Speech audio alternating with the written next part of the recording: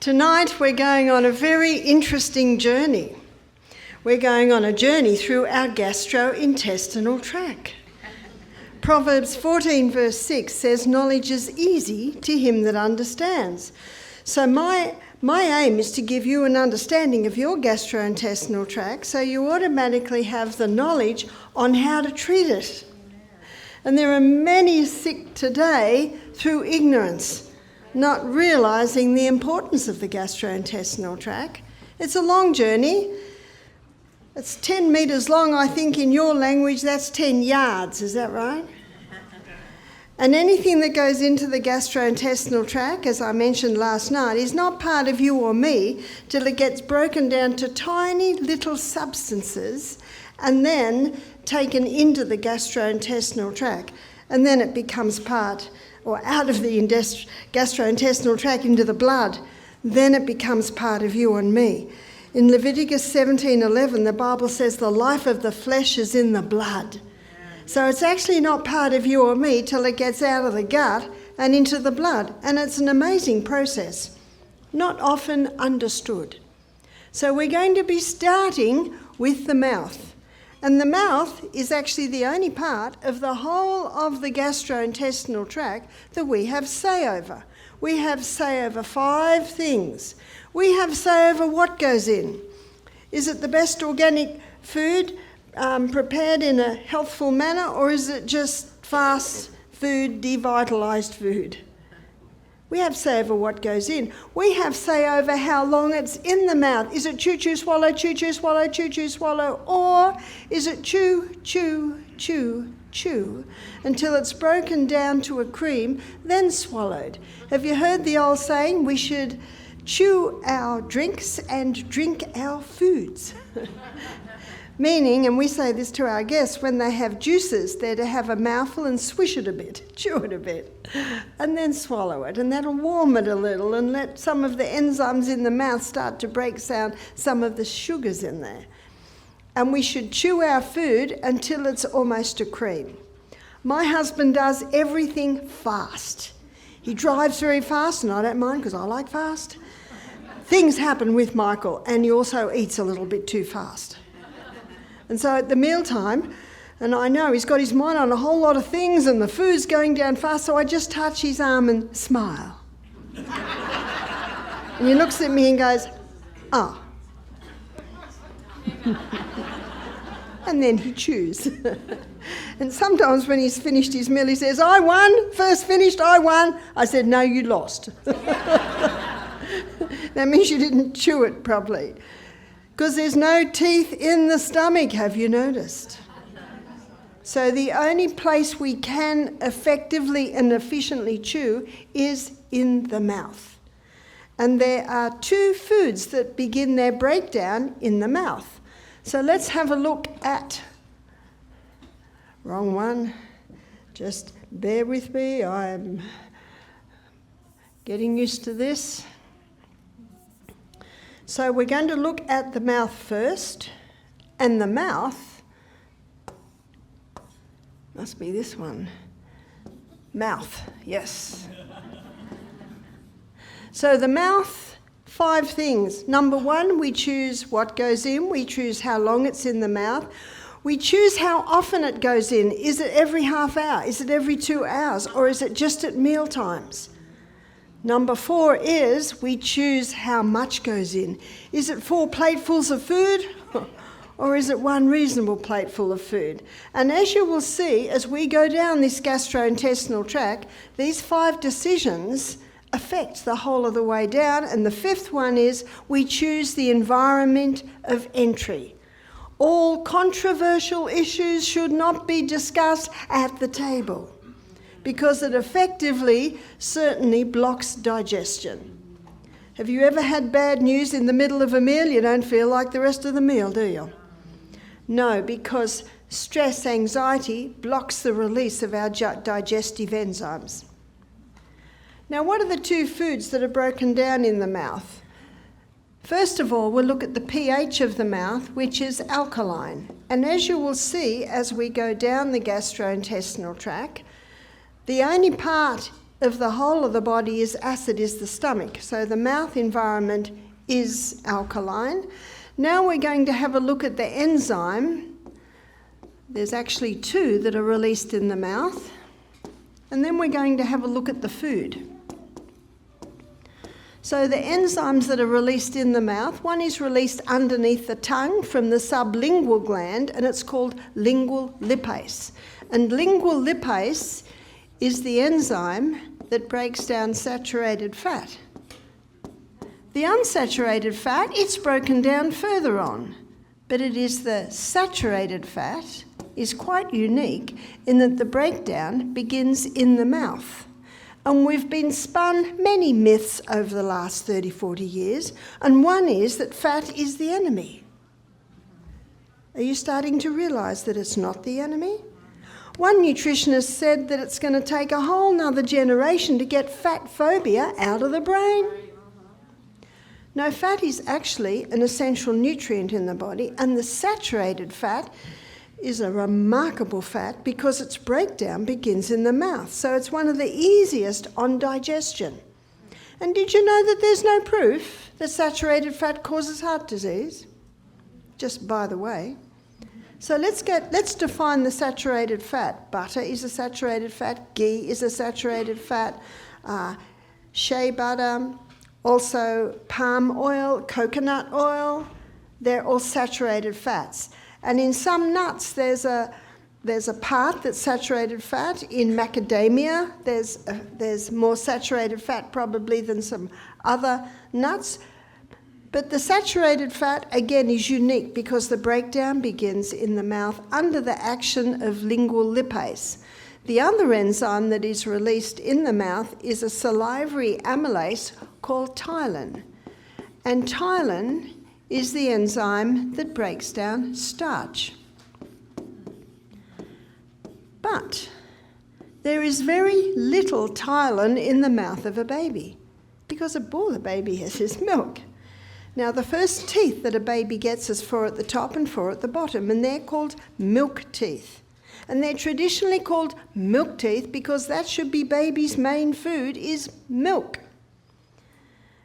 A baby should not eat any food till there are 3 main signs. 1, they can sit. 2, they can feed themselves. And 3, they've got some teeth. And you know, common sense isn't very common today. But that's pretty common sense, isn't it? But still, the baby's main food should be milk because they're milk teeth. Now, when do they appear? They appear around 7, 8 months of age, maybe the whole 8 are through by about 12 months of age. But that's also taste time. Baby can sit by then. Baby can feed themselves. So give them a piece of cucumber. Taste time. And they'll chew away at that cucumber while you eat your meal, and little bits of cucumber will be all over the table and little bits of cucumber all over the floor, and a few bits go in, and that's perfectly fine. It's just taste time. Because what's their main food? Milk. Milk. A bit of celery. Maybe a piece of apple. Maybe a piece of orange. And they'll have such fun with that. But that's just they're getting their taste for it. The next teeth that come through are the molars. They come through back here, and they don't come through between 14, maybe 22 months of age. What do molars do? They grind. What do we grind? Grain.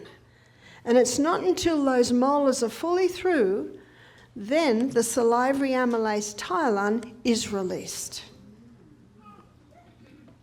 Do you remember the psalm we looked at last night, Psalm 146 verse 3, that said, "Put not your trust in princes, neither in the Son of Man, in whom there is no help." Who are the princes? They're the authorities in the field. Now, what do the authorities in the field of pediatrics, maybe the nurses, the doctors, what are they telling young mothers to give babies? 4 to 6 months of age.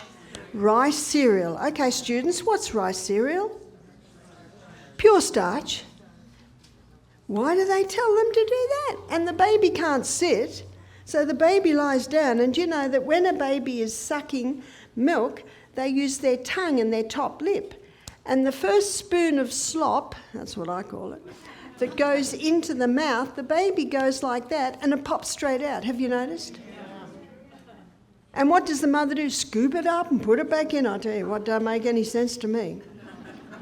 But she's listened to the princes. You see, in the first 6 months, iron in breast milk is quite substantial, but in the second 6 months, it's much lower.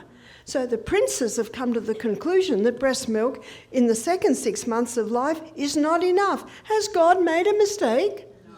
Does God make mistakes? Not at all. Not at all. And since time dawns, babies are being fed breast milk often till they're 3 or 4 or 5 years of age. And from those generations, we got Einstein, we got Rembrandt, we got Mozart. Were they dumb? No, they were not dumb. And yet the mother's told, if you don't give your baby extra, because there's not enough iron in the milk, the baby's brain might not develop, the baby's body might not develop. So the mother does it because of fear. Please don't do anything because of fear. Have you noticed how much a baby grows in the first 6 months to how much a baby grows in the second 6 months? This is not rocket science. No, the baby's need for iron in the second 6 months isn't as much as the baby's need in the first 6 months. Now, I first heard this when I was only 23 with my first baby. A friend of mine, he was in charge of the malabsorption syndrome ward in Children's Hospital, biggest one in Australia. He said, this ward is full of babies who've been given starch too young. And so I didn't give my baby starch. In fact, my son James, he was not interested in any food till he was 16 months old. Here's James, little toddler running around, never eaten food. Maybe he sucked on a bit of celery now and then. Did he suffer? Well, he's a master builder now. He's an incredible musician on the panpipes. He's an artist, looks like a bodybuilder, doesn't seem to have suffered. This is not rocket science. And you know, God gave parents the authority over their children. So please don't let anyone intimidate you with fear, because we are what we are today often because of the way we're fed as babies. And I was reading some reports of dentists who are saying teeth and gums and jaws aren't developing properly because babies are being given slop and they don't chew. But when you give a little one at 7, 8, 9 months of age a piece of cucumber, a piece of celery, that's when they chew. And you see that chewing reflex gets stronger and stronger. Did you know the strongest muscle in the body is the masseter muscle that sits right there? Experience it when you chew on the nut. Whew, don't get your finger in there or your finger will be... It's a strong muscle, and it's important because the development of these muscles actually influences the development of our whole face and even can affect the way we breathe. So let's move on down. We come through a little valve here, and that little valve is called the cardiac sphincter. And it's called the cardiac sphincter because of its nearness to the cardiac muscle. When you swallow, it's an amazing thing swallowing. When you swallow, it closes the trachea, which goes down into your lungs, and it allows the food to go into the esophagus. And the swallowing process triggers the esophagus to start moving, and it moves that food down. And that cramp or that clamping backwards and forwards, that muscular action, bringing the food down, stimulates the cardiac sphincter to open because it's a muscle, and the food goes into the stomach. But there are some people today who are suffering from something called reflux or heartburn, which, you see, the only part of the body that should be acid is the stomach. And the stomach must be acid because the stomach needs acid or an acid environment for the enzymes to work. But in some cases, the acid's coming up. And if someone has heartburn or reflux and they go to the princes, what do the princes give them? Antacids. Well, what's going to break the food down now?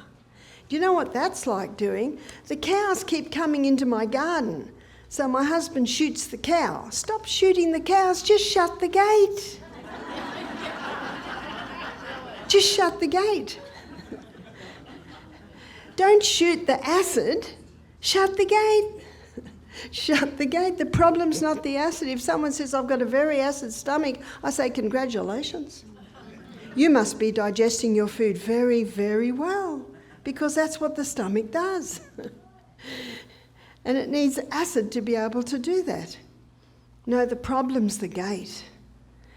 What's happening with many people, you've heard the old saying, we should eat breakfast like a king, lunch like a queen, tea like a pauper, or supper you call it like a pauper. One lady said, what do paupers eat? I said, sometimes nothing. Many people in Australia, and I know also in the US today, they're eating breakfast like a pauper, lunch like a pauper, and the supper is the king and the queen together. And then they lie down in the easy chair and gravity, fall asleep, gravity pushes that food against that cardiac sphincter, and week after week, after month, after year or after year, it's weakening that cardiac sphincter. That's one reason. And it's a muscle. And when it's relaxed, it's closed. And when it tightens, it opens. So if someone's stressed out, what's that going to do? It's going to cause it to open. We've had many people come to our retreat with reflux or heartburn, and they go home without it.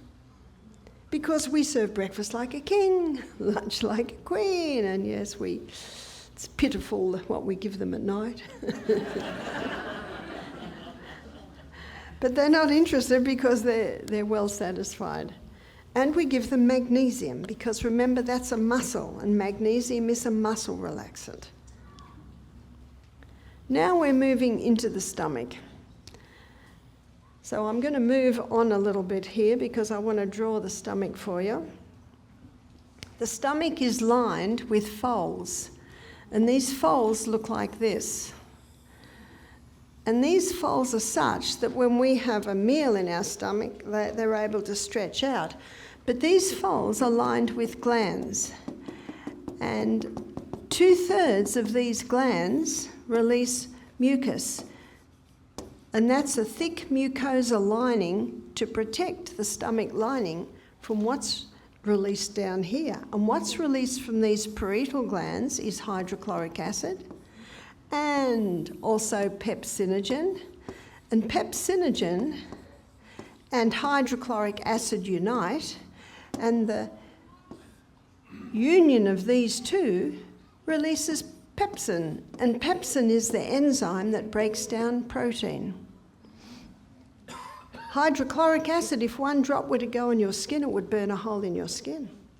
But God, in his wisdom and mercy, put in the lining of the stomach sodium bicarbonate. So if any hydrochloric acid happens to seep through, then the sodium bicarbonate neutralizes it. But that thick mucosa lining the stomach is 99% water. And so if someone is dehydrated, they can lose that thick mucosa lining. They can even lose the sodium bicarbonate that is in that mucosa lining. We have a book in our library at home called One of the Body's Many Cries for Water. It's by Dr. Batman Geheldage, we'll just call him Dr. B. And he's an Iranian doctor. And he claims that by the time he wrote his book, he'd cured 3,000 cases of stomach ulcer with water alone. Because the first thing it would do, give a glass of water, and it would thicken that mucosa lining. That's cheap medicine, isn't it? Yeah. Just water alone.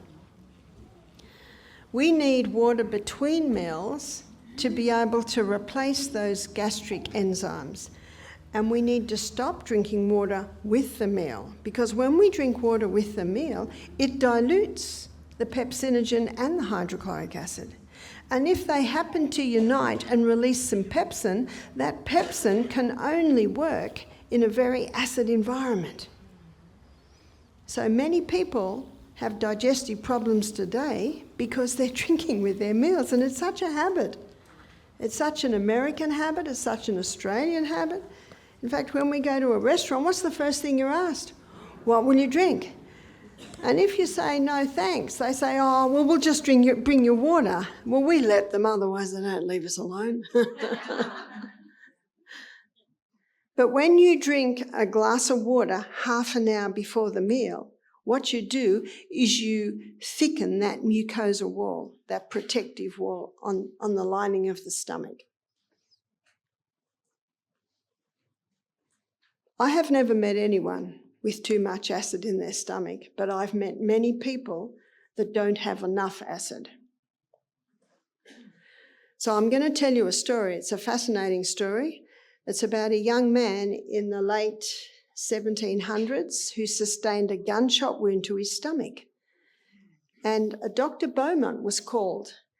And the Dr. Beaumont was only 25 at the time. Alexis St. Martin, who got the gunshot, it was an accident. Don't know how that happened, but anyway, it blasted out part of his stomach. He was in a bad way, as you can imagine. Some of his ribs were blasted out. And Dr. Beaumont said he would not live, but every day he was recovering. Twice a tumour arose, burst, and a 2-inch piece of rib came out. What an amazing body we have. Why did the tumour rise up? To release and get rid of that piece of rib. We've forgotten to trust the body, haven't we? Just imagine if it was today and he was given antibiotics and the tumour keeps rising to try and get rid of the rib, but the antibiotics keep pushing it back in.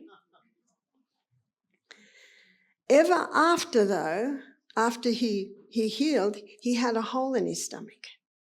And it was like a little mouth. And Dr. Beaumont saw his opportunity and he offered Alexis a job at his place to just chop wood and do menial things around the house. So we're getting into the early 1800s now. You see, the book that I read was written in 1844. And so Dr. Beaumont meticulously documented his findings. He'd get a piece of silk thread, put a bit of food on it and put it in the hole, pull it out an hour later, put it back in the hole, pull it out an hour later. And what he found, that on a whole, digestion took 3.5 to 4 hours. Now, obviously, it's not going to take that long if the person just has a few slices of watermelon. This was with the 3 essential food groups. So the 3 essential food groups are fibre. What fibre does is it slowly releases the glucose. Protein, and as you will see as I go through what happens in the stomach, it is in the stomach that protein is broken down. So when you've got protein in your meal, it keeps the food in the stomach a little longer. And fat. There are fats that heal, but there are fats that kill. The killer fats are the altered fats, the fats that have gone through a lot of processing. So the fats that have stood the test of time are coconut oil, olive oil, also fats in your nuts and your seeds. In fact, the heart disease really started around the Industrial Revolution, and that's when they developed high heat equipment and chemicals to get oils out of hard seeds. You see, traditionally, women could extract coconut oil in their kitchens. Olive oil, they had presses in their houses because they're the 2 oils that are extracted from the flesh of the plant. So when you go into the supermarket, when you see the cheapest oils in clear plastic bottles, what's that? Soy oil, canola oil, peanut oil, safflower oil, don't touch them. They are the ones that are very detrimental to the human body. Your body almost doesn't recognise them. And it doesn't matter if they're in a clear plastic bottle because they're already totally destroyed. So there are good fats. And when the meal contains those 3 essential food groups, then digestion can take 3.5 to 4 hours. And then the stomach likes a rest. Poor old stomach, it doesn't often get this. A 1-hour rest, what does that equal? That equals approximately 5 hours between meals. In fact, I was just talking to a lady today, she's in her 40s, she said, that's how I grew up. I grew up with 2 meals a day. She said we'd have breakfast at 8, we'd have lunch at 2, and we wouldn't eat again till the next day. She said, I thought everyone in the world ate like that. But do you know there's a form of eating today called time-restricted eating, and time-restricted eating is, among the nutritionists, the most popular form of eating today. It came out of the 5-2 diet, the intermittent fasting, and it's eating twice in a 24-hour period, 6 hours apart. So this lady in her 40s who grew up with this, she said, my mum and dad grew up with the book by Ellen White, The Ministry of Healing. And that's what she said, eat breakfast like a king. And that's the old saying. That just didn't come from her. Breakfast like a king, lunch like a queen, tea like a pauper. Yesterday I had breakfast like a king. Yesterday I had lunch like a queen. And I didn't eat again till breakfast the next day. Do you sleep well? See, when you go to sleep at night, your body wants to sleep too. Your stomach wants to sleep. But my sons, they get up early to go to work. They're tradesmen. They've got their own businesses. So they have breakfast at 6:30. Well, they're going to need to eat at midday, and they're going to need to eat again at 6 o'clock at night. But they work physically hard, and they're built like this. So it all depends on you. That's why you're the doctor. You got to do what works well for you. But what Dr. Beaumont found, remember the guy who's doing experiments on Alexis St. Martin's stomach, he found that there were 5 things that caused the food to be still in the stomach 8 hours later. So what's delaying digestion? Number one that really delayed digestion was if he often ate. See, what happens is, when digestion takes 3.5 to 4 hours, if some more food goes in after 2 hours, then the original food that's get broken down has to be put on hold, then the newcomer has to be dealt with, and the little valve at the bottom of the stomach stays shut. And it'll stay shut until the new food's broken down to the same state. And then it'll open. And then an hour later, lunch comes in. Pyloric sphincter shuts the shop because something's just come in, not broken down. And that explains why still, after 8 hours, there can still be some remnants of breakfast. And in my next lecture, I'll be looking at diabetes. What have diabetics been told for the last 30 years? Eat every 2 hours? The prince has got it wrong again. Now, have you noticed they don't say, sorry, we were wrong? What do they say? New research reveals. Eating breakfast like a king, lunch like a queen, and tea like a pauper, that's not new news. That's a saying that's been around for hundreds of years. What also caused the food to be still in the stomach 8 hours later, if he drank large amounts with meals. Now, if you're thirsty with a meal, obviously a mouthful or two is not going to make a big difference. It was more glasses, copious amounts of water. If someone's thirsty when they're eating, it's a clear indication that they sat to the meal dehydrated. So if you can't remember it, put an alarm clock on your phone or somewhere, ding, ding, ding, an hour before the meal, then drink the water, drink, drink, drink. Also, if he overate, Dr. Beaumont came to the conclusion that only so much food can be broken down in the stomach. And when you overload it, then it's very hard for the digestive enzymes to break it down effectively and efficiently. How many people want to eat an evening meal on the 25th of December? Not many, because the main meal in the middle of the day has been so big and so rich. No one wants to do anything that night. Number 4, if he was stressed, if he was anxious, that really slowed digestion down. And number 5, if he drank alcohol with the meal. And what Dr. Beaumont found, that the only time that Alexis St. Martin really got annoyed with Dr. Beaumont going in and out of his stomach was if he'd had alcohol the night before. And how many people today can just about tick all of those. And then they go and say they've got a very upset stomach, and then they give an antacids. What's going to break the food down now? So let's go back to the stomach. This is, at the end of the stomach is the pyloric sphincter. And that little pyloric sphincter is open when we wake up in the morning. That's why when you wake up in the morning, the best thing is water. When you drink water, it goes straight through and is used quickly by the body. It's the most dehydrated time of the whole day.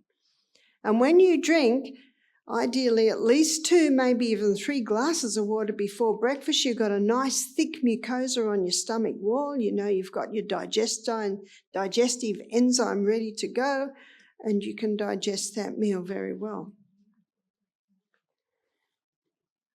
So going through the pyloric sphincter and into the stomach, and by the way, as soon as you smell food, sit down, pick up your knife and fork, say grace, then the digestive enzymes are released. And that's why our stomach doesn't get eaten, because they're only released at the table when we start to eat the food. So that acid stomach is very, very important. Why would someone have not enough acid? Because they're eating all day long, because they're drinking with their meals, because the largest meal's the end of the day, because they're stressed with their meals. So you can turn that around by starting to give the stomach a break. Poor old stomach. But the enzyme that breaks down protein, and that's the only food that is broken down in the stomach, is protein. The enzyme is pepsin. So how can you boost digestion? You can boost digestion, boost the release of your digestive enzymes by drinking about 1/3 of a cup of water with 1/3 of a teaspoon of cayenne pepper in it. Throw that down. That'll wake anything up in the stomach. And you can also drink the juice of a lemon just before the meal.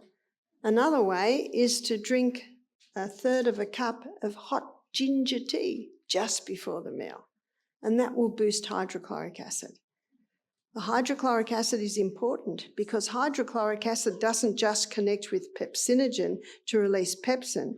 Hydrochloric acid is also antifungal. It's antibacterial. So it's also, and as you'll see when we look at our immune system on Friday night, it's one of the frontline defences in our immune system. So no, the acid is very important. What about children? Can they go the distance between the meals? Well, I just told you the story of this lady I met today in her 40s, and that's the only way she ever ate as a child. And when I was in Andalusia, the northern part of southern Spain last year, I stayed in a home with 5 children, 2-year-old, 4-year-old, 6-year-old, 8-year-old, and I think 10-year-old. Those 5 children eat 2 meals a day. They have breakfast at, I think, 8:39. Then they have another main meal 2 or 3 o'clock. Now, the little 2-year-old that you would think might struggle with that distance, he has his daytime nap in the middle of the day. So when he's waking up, he's given water and then ready for the meal. Do you know they were happy children? They weren't thin, they weren't overweight, they were great. And so all the signs show that what a great way to feed a child. Do you know that's the way I raised my children? I remember my children always used to eat a salad. That was the first thing we ate. You always give them the food that they're least likely to eat first, and they haven't eaten for a few hours, so they're hungry. Bread never went on the table until the end of the meal. Otherwise, they'll live on bread. You watch, children will live on pasta and bread if you let them. A lady said to me one day, "My 2-year-old, she'll only eat porridge. What should I do?" I said, "Get rid of the porridge." You'd be amazed what children will eat when they're hungry. You're always nice. You never make a fuss at the table, because remember what fuss does at the table? It kills your digestive enzymes. So it certainly is possible. And I remember when I was a little girl, if I was hungry in the afternoon, I was always told, wait for tea, or you'd say supper, wait for supper. But my friend used to say to me, why do your children eat lettuce, salad? My children won't. And I said, it might have something to do with the chocolate you gave them half an hour ago. She said, oh, don't be so fussy, Barbara. Well, if I ever gave my children chocolate, it was usually a carob chocolate with low sugar, and it was a reward because they'd eaten all their vegetables. But I would never give it to them before a meal. It's not rocket science, is it? It's not rocket science at all. So let's move down our gut, out of the stomach, through the pyloric sphincter and into the duodenum, and a lot's happening in the duodenum. The duodenum is a very busy place because, as you will see from my illustration, there's the liver, and underneath the liver is the gallbladder. And the gallbladder is a reservoir for bile. It is the liver that makes the bile. And if you've had your gallbladder taken out, I'm so sorry to hear that. That's a terrible, terrible thing to lose your gallbladder. But what an amazing body we have is that when the gallbladder is taken, the body adapts and adjusts. And you can still digest food because it's the liver that makes the bile. And even if the gallbladder is taken away, you've still got the bile duct that comes out of the liver. It connects with the neck of the pancreas and it releases into the duodenum. So let's have a look at liver.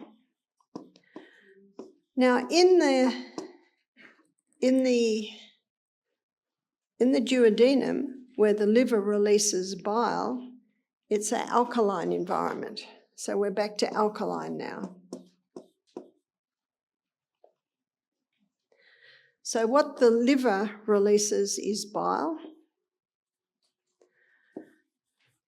and bile emulsifies or breaks down to tiny particles unsaturated fats. Now remember where the saturated fats were broken down?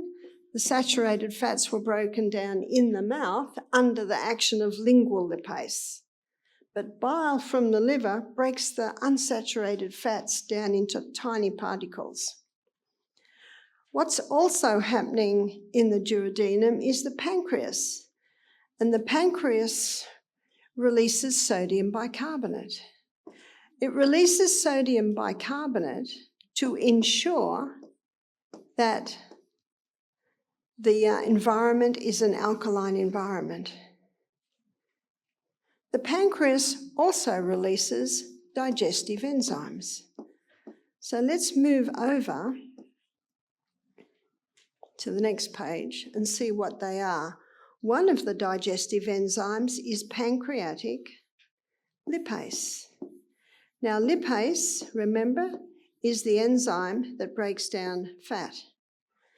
Bile breaks the unsaturated fats down to tiny particles, and then the pancreatic lipase further breaks it down, and then it can be absorbed out of the gut and into the blood. The pancreas also releases pancreatic amylase. Now, up in the mouth, salivary amylase called ptyalin was released, and that began starch digestion. That's why it's so important to chew your bread and chew your pasta, because when you chew it up, you get a larger surface area for the enzymes to work on, and it gives time for the starch to be broken down by the ptyalin. When that gets into the stomach, it is an acid environment, but the ptyalin still works for probably about 15 minutes until it's infiltrated by the acid, and then starch digestion is put on hold. And then starch comes into the duodenum, and under the action of pancreatic amylase, the starch digestion is finalised. Can you see the importance of chewing? Chewing. Because if it's chew, swallow, chew, swallow, chew, swallow, then hardly any starch digestion is happening up here, and that puts a big load on the pancreas. It has to do so much more because of what was missed out in the mouth. What's also released by the pancreas is the trypsin brothers. I call them the trypsin brothers. One's called trypsin and one's chymotrypsin, so it's just easier to remember them as the trypsin brothers. And they have an important role. Now, in the stomach, protein was started to be broken down by pepsin. And then when the protein, partially digested, gets into the duodenum, the trypsin brothers finalise protein digestion. So let me illustrate how this happens. And we're going to go to the next page for this. This is protein for purposes of illustration. And in the stomach, under the action of pepsin, protein gets broken down to peptides and polypeptides. And then the peptides and the polypeptides come into the duodenum, and the trypsin brothers break the peptides down to amino acids and the polypeptides down to peptides and amino acids and then down to amino acids. It's only as singular structures can they absorbed out of the gut and into the blood. But something's happening today. People are eating all day long, drinking with their meals, stressed out with their meal. And so hydrochloric acid's low, so pepsin's not very active, so some fully proteins, not digested at all, not even half, are getting into the duodenum. And the pancreas says, "What are you doing here?" And the protein says, "They're drinking with their meals, they're eating all day long, and they couldn't break down all the protein." And the trypsin brothers say, "We'll do the best we can." So all the trypsin brothers can do is bring the protein down to peptides and polypeptides. And all our food should be fully broken down and then absorbed halfway down the small intestine. But this peptide and polypeptide, it can't be absorbed out of the gut because only amino acids can be. So it actually comes down into the colon, and the colon says, "What are you doing here?" And the peptide and the polypeptide said, "Well, they're eating all day long and they're drinking with their meals, and pepsin couldn't break us down, and the trypsin brothers did the best they could, but..." And so the colon says, "All right," and it has to produce a lot of excess bacteria to try and calm this down before it gets out of the gut, and that creates methane gas. Have you heard of methane gas? Aha. And I want to apologise that the why has taken so long to get on in this class.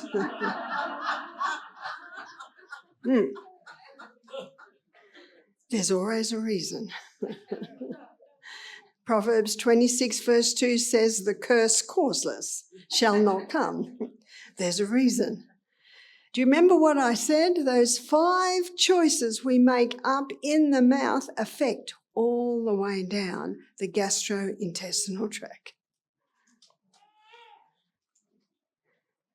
And now we come to the grand finale of digestion. Now remember I said that all the nutrients are absorbed halfway down the small intestine. Let's look at how that happens.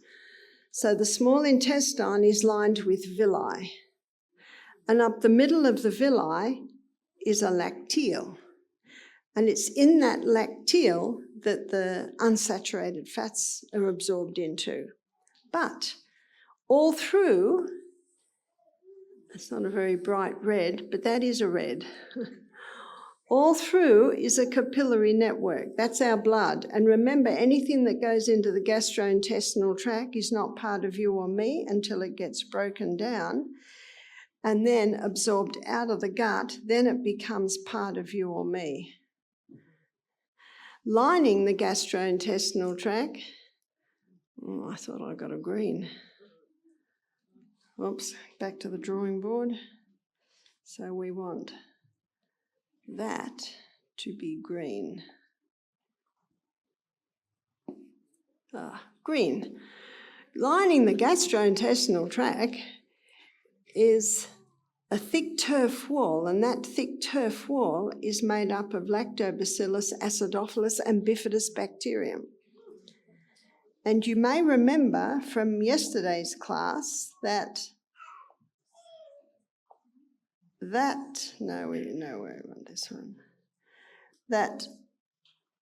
those microorganisms in our gastrointestinal tract are responsible for the final breakdown of our food. And then the question's asked, but don't all the enzymes we've just looked at, isn't that breaking our food down? It is. But these microorganisms, they cause a release of our B vitamins.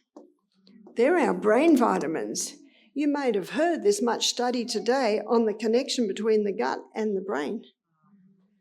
And the flora lining our gut plays a very important role in the release of our B vitamins that are vital for brain function. These microorganisms also are causing a release of melatonin, and melatonin is one of the hormones that's released at night, and it's responsible for renewing, fix and rejuvenation, it's called, in the nighttime season. What these microorganisms also cause a release of is glutathione. And glutathione is being hailed as the #1 antioxidant, but you can't just take glutathione. It's actually something that's released by our gut flora. So the final breakdown happens under the action of this gut flora. The absorption of our nutrients out of our gut and into our blood is also caused by this microflora. Also, these microorganisms play a protective role on the lining of our gastrointestinal tract.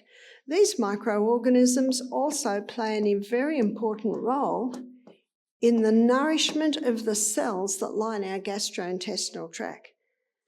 So as you can see, these microorganisms, they are actually the grand finale of digestion. Unfortunately today, many people's gut flora is compromised. Well, what would compromise it? Antibiotics. Antibiotics, yes, they kill, but they kill the good and the bad alike. And so now, with these missing pieces, we've got a compromise in the final breakdown, thus the release of those important nutrients. We've got a compromise in the absorption into our blood. We've lost part of our protection, and those microorganisms are designed to protect the blood from any harmful pathogens that might be in the gut. And also the cells, especially the cells that are right near where the breakdown happens of those microorganisms, have lost their nourishment. Now, it's given a term today that's often used called leaky gut. You've heard of that term. Do you ever wonder what it is? Do you ever wonder what causes it? And that is one of the reasons.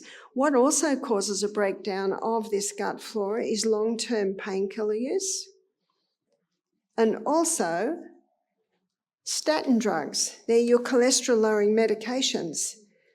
And in my book, Sustain Me, I have got a chapter on the heart where I show very clearly that cholesterol is not the cause of heart disease and fat's not the cause of heart disease. And there's a lot of question marks about the cholesterol-lowering medication today because the side effects are Alzheimer's, dementia, memory loss, muscle wasting. They've just added another one, breast cancer. Interested? That's something that to be seriously addressed. So as you can see, this gut flora is very important. What happens if you've lost it? Can you rebuild it? You can. You can. You can rebuild it by including in your food program cultured foods like sauerkraut, yogurts, kefirs, misos. These are all cultured foods that help to replace that gut flora. But if someone's been on a course of antibiotics, they really should be taking a probiotic supplement early every morning for at least 2 months. So these microorganisms, as you can see, are a very important part of digestion. So now we move down and we're coming out of the small intestine. All that's left is insoluble fibre. But as you'll see as we get through here to the large intestine, it's a very, very important part of digestion. Now, as we get through the ileocecal valve, and this is the ileocecal valve just here, it's a one-way valve, making sure that nothing goes back that way. But what comes through here is mostly liquid. And one of the main functions of the large colon is to take water out so stools are formed. And if a person's dehydrated, often more water gets taken out than should be taken out. Then we're left with rabbit pellets and cement. And as you can imagine, it's not the best water you want going into your body. There are filter systems there. So hydration is vital for the proper functioning of the colon, and fibre. Fibre is important because what the fibre does is gently stimulates peristalsis, so the movement is happening regularly, and it also cleans out all the little corners and grooves that you will find in the colon. So fibre is also vital. Exercise is vital because every day when you exercise, you're causing movement or a lovely massage in the gastrointestinal tract. But one thing else is important, and that is position. So let me draw this person sitting on the throne doing their daily evacuation. And if you'll notice back, if we go back here, and I don't think you can see the red, but I've drawn in red, so I'll draw it. Oh, it's going to be in green now. There's a muscle there, and that muscle is called puborectalis, and that muscle is designed to hold the last part of our colon up. We're very glad of it because if you're in a traffic jam and you need to go, you can hold it. And if the plane's about to land, you can hold it. We're very, very glad for that. Very, very glad for puborectalis. But unfortunately, a lot of people use that because they're on the phone to a friend and they want to keep talking, or they want to watch something and they don't want to stop, or they're washing the car and they don't want to stop washing the car. If your body says go, you got to go. It's just like this. We should promptly answer nature's immediate call.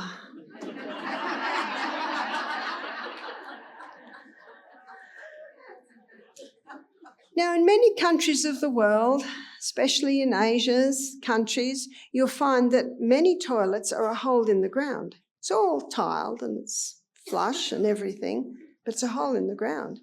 So a lot of people traditionally always squatted. Well, you can buy Squatty Potty from Bed Bath & Beyond, and it wraps around the toilet, and when the person sits on the throne and their knees are up like that, that causes puborectalis to relax. And when puborectalis relaxes, then the colon opens up and the contents pass with the greatest of ease. And it also takes all pressure off the anus. Now, if the person sitting on the throne hasn't been for a couple of days and they decide to put a little pressure there, all the pressure goes onto the anus. And of course that can cause hemorrhoids. So this person is a very happy person, see? Because puborectalis opens every time they sit. But this person is not a very happy person. So coming back to the last part, and we're just about finished our journey through the gastrointestinal tract. So I'd like to address a couple of problems, and one is constipation. So if someone has constipation, and Dr. Kellogg, famous doctor who wrote many books on health, whole encyclopedias, he said 3 intakes of food a day should equal, got that? 3 evacuations a day. He said, you eat 3 times a day, go once a day, that's constipation. But a survey showed that the average American is going sometimes only 3 or 4 times a week. So then we need to address, are you eating enough fibre? Are you eating fruits and vegetables? They're great at cleaning out the gastrointestinal tract. Are you drinking adequate water? Exercising every day? Are you making sure you're not stressed? Because stress can certainly interfere with the whole of the gastrointestinal tract. But what if they're doing all of that and they're still not going? Well, our body is a creature of habit, and even our colon can be a creature of habit. And there's a wonderful little seed called the chia seed. And the chia seed can absorb about 25 times its own weight in water. And you can get 1/3 of a cup of chia seed and put it with 3 cups of fluid. Now that can be just water, and it'll just taste like water then, or you could do coconut water, or you could do organic soy milk, or you could do a juice, and you shake it in a jar. And you shake it for about 5 minutes and you get a soft gel. And if you take 1/2 cup of that every meal, I can assure you, you'll get action.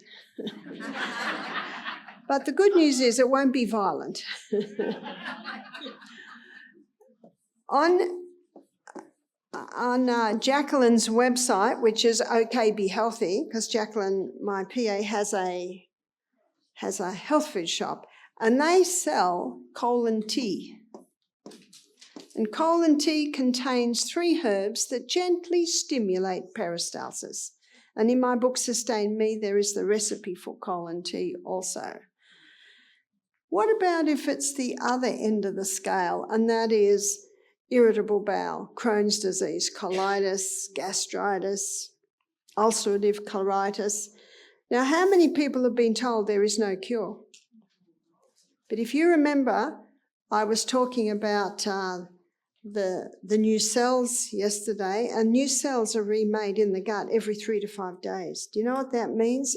We should be able to conquer something like this quite quickly. And there are 5 common allergens that can be very irritating to inflamed gut. One is dairy. Cow's milk's excellent milk for baby calves. People say, what milk do you drink, Barbara? I say, I'm weaned. I eat food. Wheat. Wheat was hybridized in the 1950s, and in that hybridization process, it created a very complex protein structure that is very difficult for the gut to break down.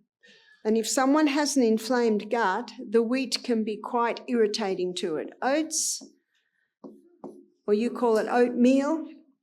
Oatmeal is high in something called lectins. And lectins, if they get into the blood, they can increase the inflammation. My sons have oats for breakfast every day and they love them, but they don't have any health problems. But if someone has an inflamed or irritated colon, the oats must stop. Peanuts are commonly contaminated with mold, so that also must stop, whereas all your other nuts should be fine, and refined sugar acts like kerosene to a fire on any inflammation. So those foods must stop, and there is a herb called slippery elm. Slippery elm is the powdered bark of the slippery elm tree. And slippery elm coats, soothes and heals the lining of the gut. You can put a teaspoon in 1/2 cup of hot water. It'll go thick. You drink that down, it coats, soothes and heals the lining of the gut. So we had a lady that heard this lecture when I was in New Zealand a few years ago on Tuesday night, and she'd had irritable bowels for 30 years. She was on anti-inflammatories and she was on prednisone, which is cortisone. She said, I didn't. She said, that's what I eat. That's my food. So she decided to give it a try. You got nothing to lose. She's been suffering for 30 years. 48 hours later, she came to me. So this is Thursday night. She came to me and she said, I did exactly what you did, what you told me to do. She said, I stopped these foods. She said, I bought slippery elm. She said, I took it 4 times a day. She said, all the bleeding has stopped from my colon. She said, it's not cramping anymore. And she said, I'm starting to have formed stools. She said, you don't realise how exciting this is. I said to her, I do. I do. When you've suffered for 30 years. Now, we've had guests at our retreat say the same thing, and by the 4th day, they're starting to form stools, the bleeding, cramping stopped. I said, if I were you, I've got no authority over your medication, only you have. You and your doctor have, but it's your body, it's your right. But if I was you, I'd stop the anti-inflammatories. But don't stop the cortisone. That is a drug that has to be eased off very slowly. So they stopped, and there was no reaction. In fact, if they'd started to have diarrhoea, I would have said, I will just go on slippery elm every hour. Someone said, is that safe? Has anyone asked if cortisone's safe? We talk about safe. And one guy, by the end of the week, he was so excited, he only came to support his wife. And the irritable bowel he'd suffered from so many years, bleeding had stopped, cramping had stopped, he was off his anti-inflammatories. He was on 15 milligrams of cortisone a day. I said, well, if I were you, if this gut is happy within the next few weeks, you could go down to drop 5 milligrams. So go from 15 to 10. And then if the stomach's happy and you keep to everything, I'd say within another month you can go down to the 5. Can you see what you've got to do? Because you can't just stop the steroids. You've got to go real slowly off those. And I have seen many people do that. I've had people tell me they were told they'd never be off it. I think it's our responsibility to prove you can. And I never underestimate this incredible body that we live in and its inbuilt ability to heal itself. And so ends our journey through the gastrointestinal tract. I trust you've enjoyed the journey.